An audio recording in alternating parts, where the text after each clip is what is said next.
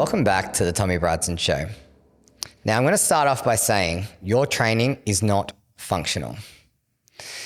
Now, I say that from a nice place. I love training and I love what it does for you. But wherever you direct your energies and whatever adaptation you are chasing, you will get.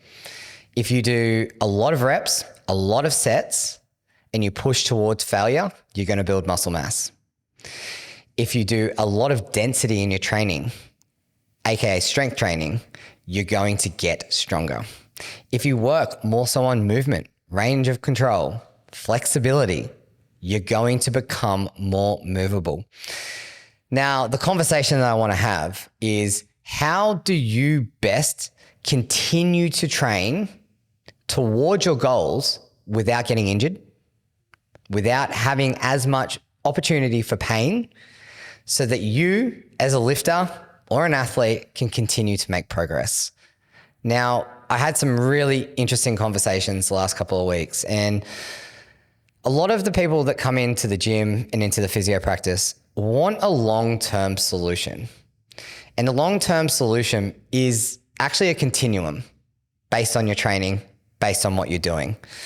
So let's use powerlifting, for example.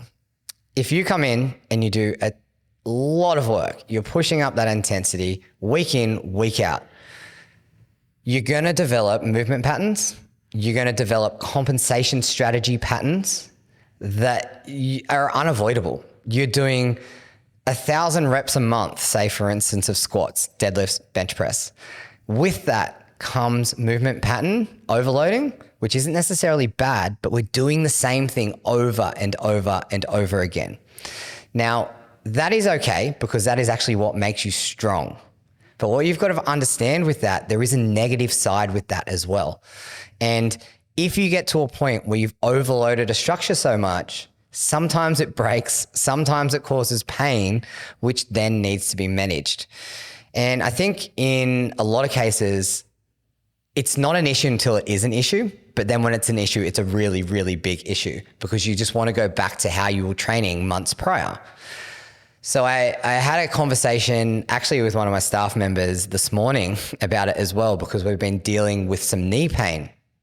And when you look at your actual training program itself, staff members are powerlifter. When you look at their actual training program, 98% of their training is directed towards strength training and building muscle mass. So then the conversation becomes, how do I keep my knee, my hip, and my ankle feeling better because I'm having recurrent issues over and over and over again?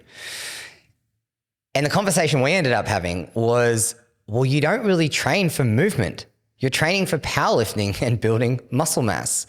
Now, like as a coach and as a physio, don't get me wrong, I love having movement-based strategies in people's training where you come in and, you do some prehab-based drills that are going to either fire up some muscles, take some tension off a part of your body system, like say, for instance, tight hip flexors, and then say, for instance, upregulate your glutes, before a lower body session. Fantastic movement strategy. But that's accounting for 1 or 2% of your actual training session, because then you're going to go and do 12 to 16, 20 sets of lower body exercises, which really that is the objective of the actual training session. So when you have these movement-based strategies, they're really to optimize the training session itself. It's not optimizing your movement or your function as such. It's optimizing the training that you're about to perform. So if you actually wanted to be functional, which I think is a word that just gets thrown around way too much, if you wanted to be functional, really what we're speaking about is you want to be more in touch with the way that you're meant to move as a human.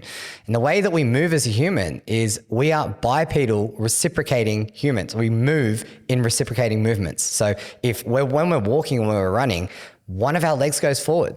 The opposite side of our upper body goes in the opposite direction. So we don't do anything really that is that symmetrical. So when you look at training and you look at powerlifting and you look at bodybuilding, a lot of the movements that we're doing are great. They're for a purpose, but they're not playing into the way that the human body wants to move. Now, I'm not sitting here demonizing any of these things, because building muscle mass, building strength is absolutely a key to a long, successful life. It helps build so many aspects of your mental, your physical state that is so important. But we need to stop throwing around the word functional. There is nothing necessarily functional about the way we train. We're training for an adaptation, and that adaptation is getting closer towards a goal that we have, or we're using it to improve on our life. Now, I'm going to delve in a little bit deeper into the conversation I had with my staff member this morning, and currently dealing with some knee pain where there's actually a calcification in the tendon itself of the patellar tendon. And we were sort of discussing the rationale as to how it's gotten to that point.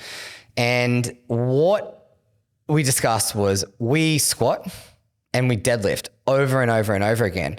And there's nothing that really pushes our knee to a point where it exposes the actual tendon to tensile stress. So like it really pushes the range of movement at the knee. So the problem comes with that is tendons love range of movement. So then you have to go, okay, well, part of the movement-based strategy, we need to add in something that is going to start to stress that tendon out a bit more. That's not training. That's just a movement-based strategy. So then when we start to look at what that looks longer term, the exercises that you do in your training program are great. They're working towards the powerlifting goals, but they're not working towards movement-based strategies, because your movement-based strategies are for the training session itself. So this led us down a conversation of going, well, okay, well, how do we start to look at this long term? And, at periods of time when you're training, some periods are going to be more directed towards a goal, like powerlifting, bodybuilding, recomposition, whatever that looks like. But you may actually then transition or have other periods of time where your training is actually more based on movement and getting you back to functional, because that is actually what would do it.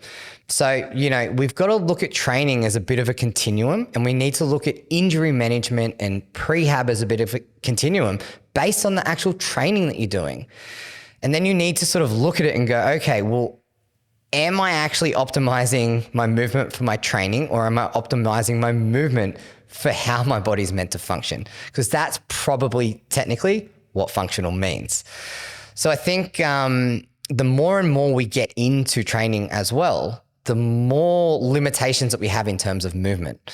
Like when you're building muscle, you're intentionally contracting a muscle over and over and over again. And by default, you're probably going to, unless you have a movement-based strategy in there, you're probably going to develop some stiffness, which is then going to limit function. That's not necessarily a bad thing if that's what you're chasing, but you've got to understand that, if you're putting on muscle mass intentionally, you're probably going to lose range of movement as well. Now, don't get me wrong, you can offset that and you can have some prehab and some movement-based strategies in there to assist. But the bigger and bigger you get, the less mobile you're probably going to be as well.